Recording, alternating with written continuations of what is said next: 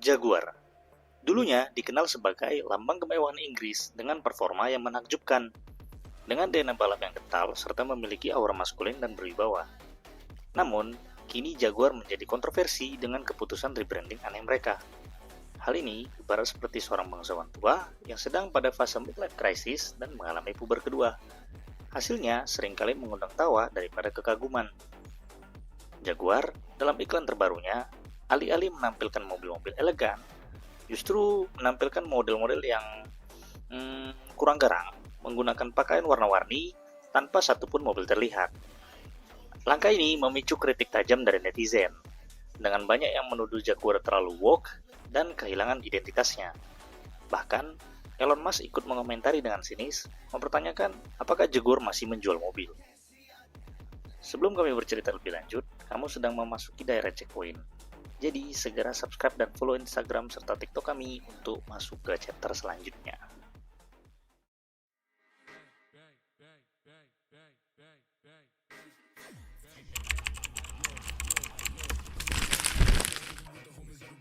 Bila membahas tentang Inggris era modern, banyak orang akan berpikir sebuah negara monarki yang penuh dengan bangsawan dan pernah hampir menguasai 3/4 dunia.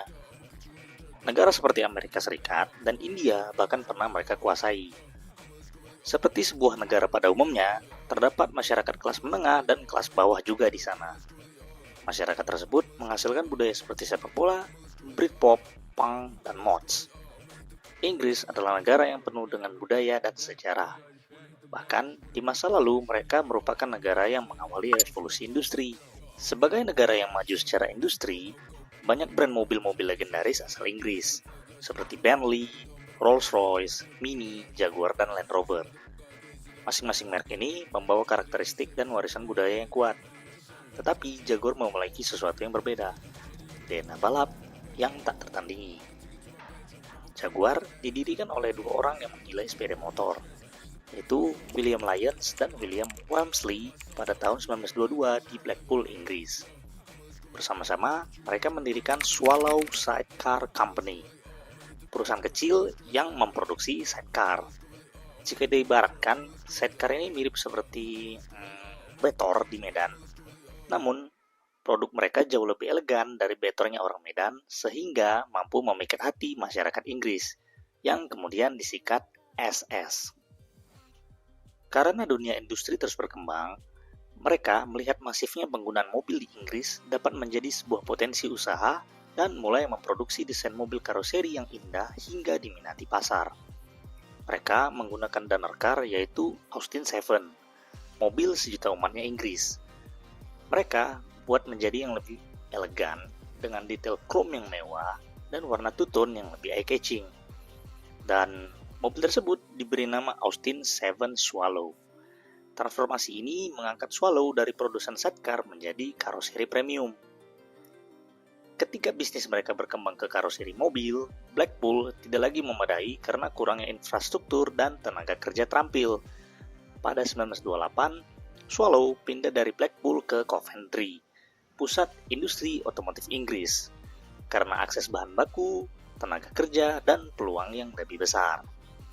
Pada 1934, William Walmsley keluar dari perusahaan, menjual sahamnya kepada William Lyons, yang kemudian menjadi pemimpin tunggal. Lyons mengarahkan perusahaan dari produsen karoseri menjadi pembuat mobil penuh, menciptakan kesuksesan besar yang menjadikan dirinya dikenal sebagai Mr. Jaguar, simbol visi dan jiwa perusahaan. Setahun setelahnya, SS Jaguar 2.5 liter diperkenalkan sekaligus penamaan Jaguar untuk pertama kalinya. William Lyons memilih nama ini karena melambangkan kecepatan, kekuatan, dan kelincahan nilai inti dari visi Jaguar. Logo Leaping Jaguar menggambarkan dinamisme dan ambisi untuk selalu melompat lebih tinggi dibanding pesaingnya. Selama Perang Dunia Kedua, Jaguar atau saat itu SS Cars menghentikan produksi mobil dan beralih memproduksi komponen militer. Kontribusi ini mendukung upaya Perang Inggris dan memperkuat keahlian mereka dalam teknologi manufaktur presisi. Setelah Perang Dunia Kedua berakhir, pada tahun 1945, SS Cars mengganti nama menjadi Jaguar Cars untuk menghindari asosiasi negatif dengan Schutzstaffel SS Nazi Jerman. sekaligus membangun citra baru di era pasca perang. Ya, paham sendiri kan apa yang diperbuat oleh si pelukis selama rentang tahun 1939 sampai 1945. Dalam dunia balapan, Jaguar pernah menjadi kekuatan dominan, terutama dengan kemenangan di Le Mans pada tahun 1950-an. Dunia baru saja bangkit pasca Perang Dunia. Orang-orang perlu cerita pemenang agar memiliki motivasi dan harapan. Yang menjadi dasar Jaguar ikut Le Mans 1950 adalah karena mereka memperkenalkan XK120 pada 1948, mobil tercepat di dunia saat itu. Dilengkapi dengan mesin XK Track 6 yang dirancang untuk performa tinggi dan memiliki daya tahan. Mesin ini diuji melalui rally seperti Mille Miglia yang membuktikan keandalannya. Pengalaman ini menjadi dasar untuk menyempurnakan mesin XK pada mobil balap C-Type dengan peningkatan tenaga hingga 200 HP, sistem pendinginan lebih baik, dan bodi aerodinamis. Disinilah Jaguar menunjukkan tariknya di lintasan Le Mans. Hasilnya, C-Type memenangkan Le Mans 1951, membawa Jaguar ke puncak balapan dunia. Dengan Jaguar C-Type dan D-Type yang memiliki desain aerodinamis yang terinspirasi dari teknologi pesawat, seperti pengalaman yang mereka dapat selama Perang Dunia, memiliki bodi monokok ringan dengan sirip aerodinamis yang meningkatkan kecepatan dan stabilitas di lintasan, membawa Jaguar berjaya di Le Mans. Mereka mendominasi balapan endurance yang terkenal kejam itu. Bukan hanya menang, Jaguar mengukir sejarah kemenangan pada tahun 1951, 53, dan hat-trick 55 hingga 57. Aerodinamika D-Type seperti karya seni indah yang menuai pujian dari kritikus ternama. Namun, kesuksesan ini tidak datang tanpa duka. Pada 1955, putra William Lyons, John Lyons, meninggal dalam kecelakaan menuju sirkuit Le Mans. Tragedi ini menjadi ironi mendalam, mengingat ayahnya adalah pendiri merek mobil legendaris. Meski dilanda duka, Lyons tetap melanjutkan partisipasi Jaguar, yang akhirnya memenangkan balapan melalui Jaguar D-Type. Ibarat sudah jatuh tertimpa tangga, kemenangan ini diselimuti tragedi besar, yakni kecelakaan fatal Mercedes-Benz yang menewaskan 83 orang, menjadikan Le Mans 1955 sebagai momen penuh ironi. Walau terus dilanda masalah, pada 1956, Mr. Jaguar dianugerahi gelar Knight Bachelor yang menjadikan namanya menjadi Sir William Lyons oleh kerajaan Inggris atas kontribusinya dalam industri otomotif, termasuk prestasi inovasi Jaguar yang mengangkat nama Inggris di kancah balap dan mobil mewah dunia. Setelah mendominasi lintasan balap, William Lyons merasa prestasi tersebut masih kurang bagi Jaguar. Kemudian Jaguar membawa DNA balap mereka ke jalan raya dan menciptakan Jaguar E-Type, sebuah mahakarya otomotif yang dianggap sebagai salah satu mobil paling indah yang pernah dibuat. Diluncurkan pada 1961, E-Type adalah simbol perpaduan sempurna antara kecepatan dan keindahan. Jaguar E-Type dirancang oleh Malcolm Sayer, seorang insinyur dengan latar belakang aerodinamika di industri penerbangan. E-Type terinspirasi langsung dari teknologi balap C-Type dan D-Type. Sementara itu, Jaguar E-Type dengan desain yang memiliki aerodinamika canggih dan mesin bertenaga, serta estetika yang memikat mata, dapat menempuh top speed lebih dari 240 km per jam. Bahkan Enzo Ferrari, sang pendiri Ferrari, disebut-sebut pernah menyebut E-Type sebagai mobil tercantik yang pernah dibuat. Pujiannya bukan tanpa alasan, garis bodi yang ramping, monokok ringan, rem cakram yang canggih pada masanya, dan performa yang tangguh menjadikan E-Type sebagai legenda di dunia otomotif. Mobil ini tidak hanya menjadi simbol keunggulan Jaguar di jalan raya, tetapi juga bukti bahwa mereka dapat mentransfer DNA balap mereka ke mobil sport yang dapat dinikmati di jalan raya. Jaguar E-Type menjadi ikon pada zamannya, dicintai oleh selebriti, aristokrat, hingga pegiat otomotif. Namun, di balik keberhasilan E-Type muncul pertanyaan, apakah Jaguar akan terus menjadi merek yang berfokus pada performa dan balap, ataukah mereka memiliki rencana yang lebih besar untuk masa depan? Disinilah visi William Lyons alias Mr. Jaguar mulai mengambil arah yang berbeda. Jaguar secara perlahan menjadi brand mobil salon mewah yang berkelas dibanding brand mobil sport car. Jaguar mulai dikenal bukan hanya sebagai produsen mobil sport berperforma tinggi, namun juga menjadi brand mewah yang berkelas dan dapat bersaing dengan nama-nama besar seperti Rolls-Royce dan Bentley. Visi ini membawa Jaguar beralih fokus dari lintasan balap ke produksi mobil salon premium. Mereka mulai memperkenalkan model seperti Jaguar Mark 7 yang memadukan keanggunan, kenyamanan, dan performa. Mobil ini dan model lainnya adalah Jaguar Mark 9 dan Jaguar XJ, pilihan utama bagi para bangsawan, pengusaha, dan tokoh terkemuka. William Lyon ingin menyaingi Rolls-Royce dan Bentley karena pasar mobil mewah menawarkan stabilitas secara ekonomi, margin keuntungannya juga tinggi, dan memiliki prestis secara brand. Setelah sukses di balapan dan mobil sport, ia melihat peluang untuk memperluas Jaguar menjadi simbol kemewahan Inggris. Strategi ini memastikan Jaguar tetap kompetitif di industri otomotif. Jaguar tumbuh menjadi simbol kemewahan Inggris dan digunakan dalam acara kerajaan, memperkuat posisinya sebagai pilihan keluarga kerajaan. Kehadiran Jaguar di istana menjadikannya lebih dari sekedar mobil, tapi juga lambang kebanggaan nasional Inggris. Pada 1960, Jaguar mengakuisisi Daimler, merek mobil mewah yang terkenal di Inggris. Model seperti Daimler Sovereign menjadi lebih mewah dari Jaguar, memperluas daya tarik mereka di kalangan elit. Seiring berjalannya waktu, William Lyons menyadari perlunya dukungan finansial dan fasilitas yang lebih besar untuk bersaing di pasar global. Pada 1968, Jaguar bergabung dengan British Motor Corporation atau BMC, yang kemudian menjadi British Leyland, demi stabilitas finansial.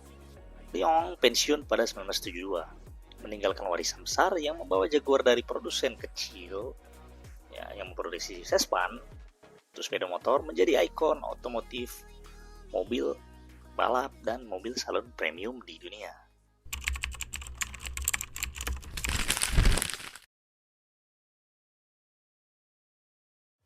Jaguar akhirnya sah bergabung dengan British Leyland Motor Corporation atau BLMC, sebuah konglomerat besar yang menyatukan merek-merek otomotif Inggris seperti Austin, Rover, Triumph, dan MG. Namun, alih-alih membawa stabilitas, British Leyland justru menjadi simbol dari manajemen buruk, konflik internal, dan penurunan kualitas produksi. Jaguar yang dulunya dikenal sebagai simbol kemewahan dan performa mulai tercoreng namanya. Pabrik-pabrik di Inggris terjerat pemogokan kerja, sementara keputusan produksi seringkali diambil oleh birokrasi yang kurang memahami nilai Jaguar sebagai brand premium. Keadaan ini akhirnya mencapai titik jenuh hingga mendorong Sir John Egan, CEO baru Jaguar di awal 1980-an, untuk menarik Jaguar keluar dari kekacauan tersebut. Di bawah kepemimpinannya, Jaguar berhasil memisahkan diri dari British Leyland pada 1984 dan kembali menjadi perusahaan independen. Jaguar segera kembali ke marwahnya sebagai legenda di dunia balapan dengan menggunakan Jaguar XJS pada balapan touring. Namun, kemerdekaan dan independensi ini datang dengan tantangan besar. Jaguar harus mencari investor baru yang mampu mendukung masa depannya. Di tengah kegejolakan pemilikan, Jaguar memutuskan untuk kembali ke balapan. Pada dekade 1980-an, mereka memasuki grup C dengan dukungan dari Tom Walkinshaw Racing atau TWR. Jaguar menciptakan mobil balap fenomenal, yaitu Jaguar XJR9, mesin bertenaga V12 yang memadukan ketahanan dan kecepatan. Jaguar mengembangkan XJR9 sebagai evolusi dari pendahulunya, XJR6 dan XJR8. Puncaknya terjadi di Le Mans 24 Hours 1988 ketika Jaguar XJR9 berhasil memenangkan balapan, membawa kembali kejayaan yang terasa seperti deja vu. Dunia seakan diingatkan pada keemasan Jaguar di era 1950-an.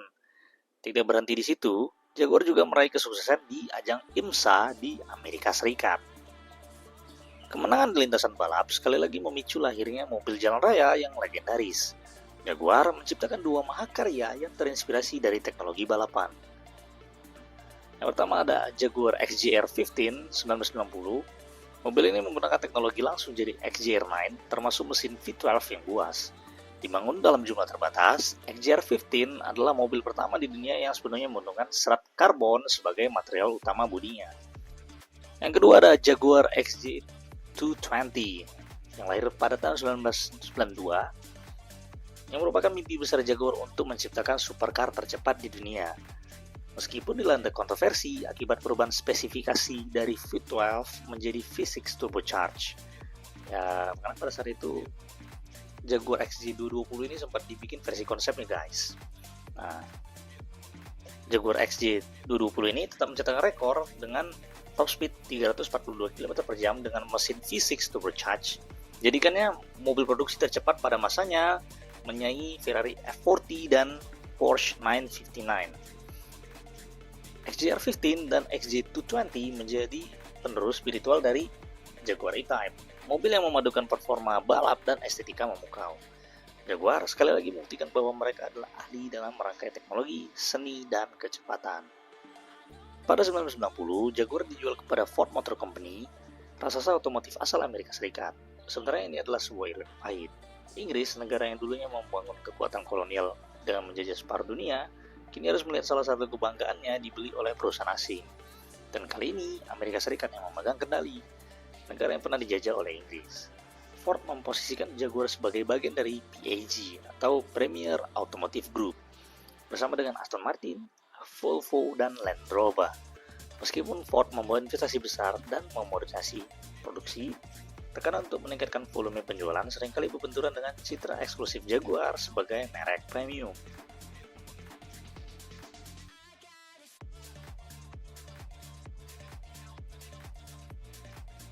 Setelah melalui masa kejayaan di lintasan balap dan identik dengan mobil para bangsawan, Jaguar memasuki babak paling kelam dalam sejarah mereka.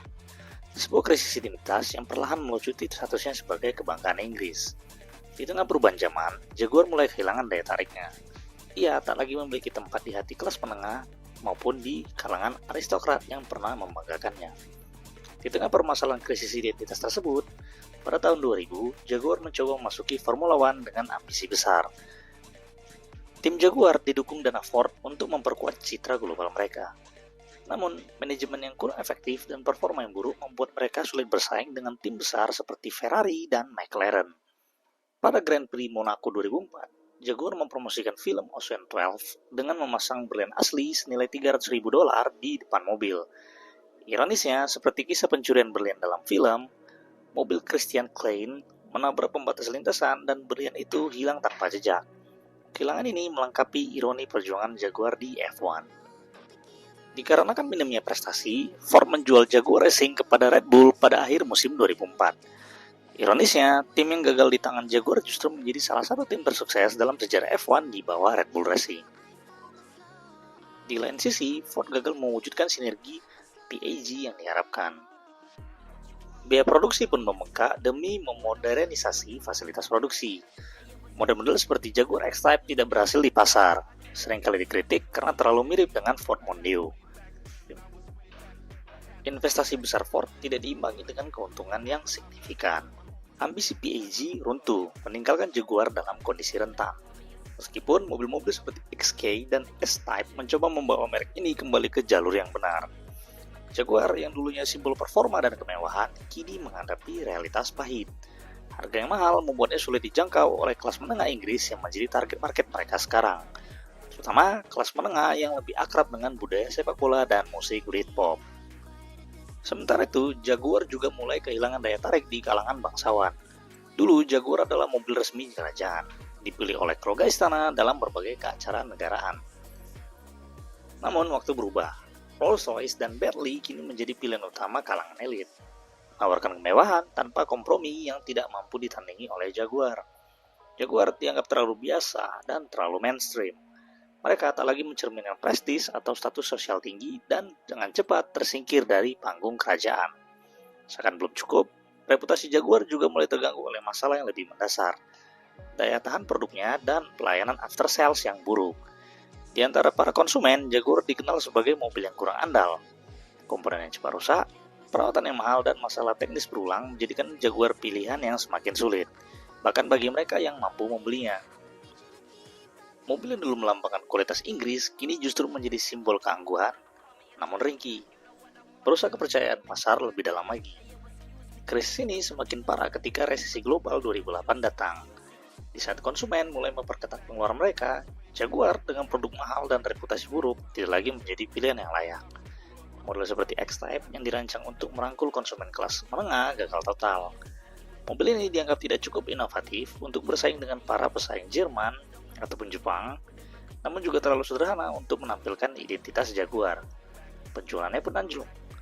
Konsumen kelas menengah yang menjadi target untuk X-Type mengalihkan pilihan mereka untuk mobil yang lebih terjangkau dan ekonomis, seperti Toyota dan Volkswagen.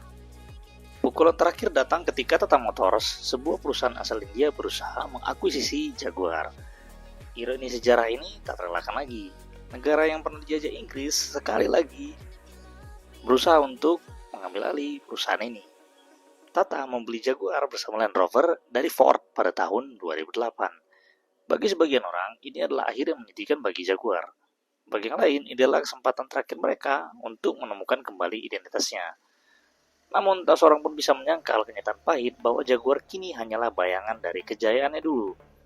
Jaguar, sang macan yang dulunya mendominasi lintasan balap dan jalanan mewah, kini berada di ambang kehancuran. Produk yang tak lagi relevan, reputasi yang buruk, dan status yang tergeser membuat Jaguar menjadi merek yang tersesat di era modern.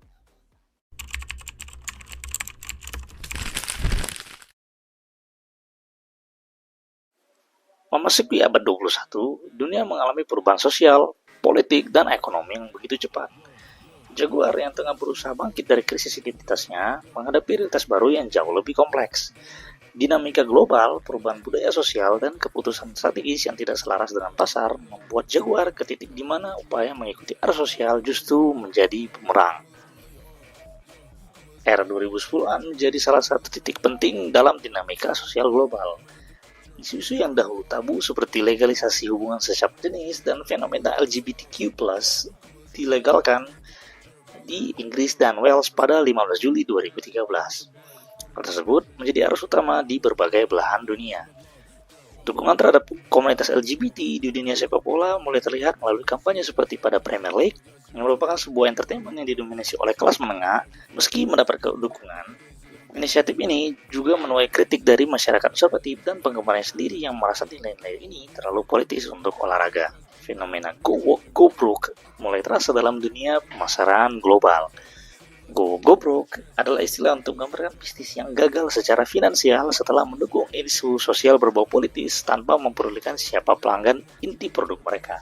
Sebagai contoh adalah Gillette pada 2019 di Amerika Serikat, yang kehilangan pasar setelah mempromosikan kampanye bertemakan Woke Agenda menjadi pengingat akar resiko dari strategi semacam ini. Sementara itu, keputusan Inggris untuk keluar dari Uni Eropa melalui referendum Brexit pada tahun 2020 menjadi babak baru dalam dinamika ekonomi Inggris. Dampaknya terasa langsung pada Jaguar. Yang pertama, gangguan pada rantai pasok dan ketidakpastian ekonomi. Di tengah dinamika sosial dan politik global, Jaguar yang dulunya dikenal sebagai kemewahan dan performa, yang sedari awal sudah kehilangan jati diri, semakin hilang arah dalam upaya mereka untuk mengikuti arus sosial yang berubah dengan cepat.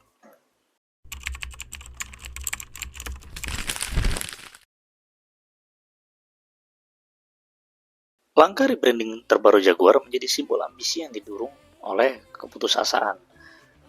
Iklan yang tidak memamerkan mobil-mobil legendaris mereka demi menampilkan model berpakaian mencolok menuai kritik tajam dari publik. Banyak yang menilai bahwa Jaguar telah kehilangan esensi sebagai pembuat mobil yang elegan, berkelas, dan bertenaga. Keputusan rebranding yang viral namun penuh hujatan menunjukkan bahwa merek ini berusaha mati-matian menunjukkan tempatnya di pasar yang terus berubah. Tetapi tanpa perlu mempertimbangkan nilai inti yang membuatnya disegani sejak awal. Di lain hal, Formula E menjadi oase bagi Jaguar untuk membangun kembali reputasi sebagai inovator, menunjukkan komitmen pada teknologi listrik, dan menarik generasi baru yang peduli terhadap lingkungan. Kompetisi ini bukan sekedar panggung balap, tetapi juga peluang untuk mengembangkan teknologi dan memperluas pengaruh global mereka. Prestasi Jaguar di Formula E seolah seperti oase di padang pasir. Kedepan, Jaguar harus memutuskan apakah mereka akan tetap menjadi simbol dari ekspresi sosial yang kontroversial atau kembali ke akar mereka sebagai produsen mobil mewah dengan performa dan desain yang tak tertandingi. Untuk bangkit keterpurukan, Jaguar membutuhkan lebih dari sekedar strategi pemasaran. Mereka memerlukan visi yang mampu mengintegrasikan warisan mereka dan keputusan pasar modern tanpa kehilangan identitas serta meningkatkan fasilitas pelayanan bagi para customer mereka. Cerita kali ini berhenti di sini, namun jangan khawatir, kisah menarik berikutnya sedang menanti. Subscribe sekarang dan ikuti kami di Instagram dan TikTok.